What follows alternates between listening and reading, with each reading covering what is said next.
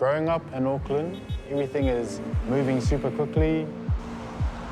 Coming back here to Panguru, it's the polar opposite. We're very rural and isolated. I feel like I know Henderson better than I know this marae.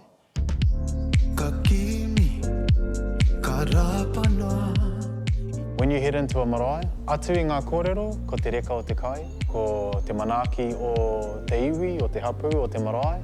The whānau brought up that they're raising money or fundraising to renovate the wharekai.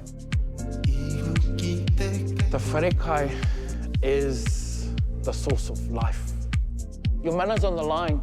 The kai you serve is what they will remember. If the kai was crap, koe nā, your manaki's kind of crap too. You'll find out everyone's business in the wharekai. You get many of growlings in the wharekai, but you learn who you are and the role that you play. I started making the tour up and was talking with the cousins like, oh, we could actually try put together a show that will end up being a fundraiser for the wharekai. My thinking was it'll be a wicked way to give back to the marae, as well as create that hono again with myself and the marae.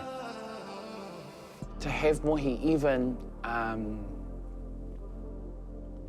not think about the marae, but just that he wanted to give. It's rare that you have someone of Mohi's generation come and say those words. It's really important that our wharekai is renovated and so that our gates to this whare can open up finally after 4 years and host the multitudes.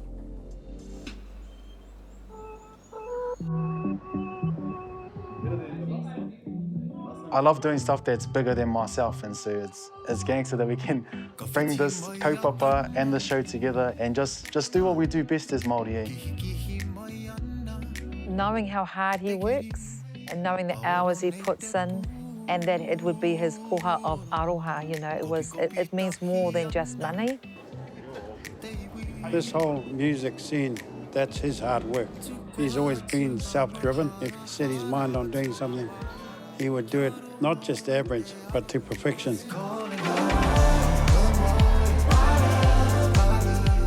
Anei taku waiata hou ko my love. He waiata aroha, he matapihi ki taku ao, he haka kupu aku kare aroto, he waihanga i ngā waiata e haka nui ana, e taku ao Māori, me taku whānau. We were chuffed, we were over the moon to have Mohi represent our marae and represent who we are, represent all of us. Yeah, I feel like we're at an age now as Māori. We have all of these different skills that we've acquired in whatever field we're in. Each of those fields can contribute to our marae. Whether that's music, whether that's business, mahi kai, all of that. We all have an opportunity to use our passion, the things that we are involved with in our own lives to support our marae. And that's what I'm going to continue to do.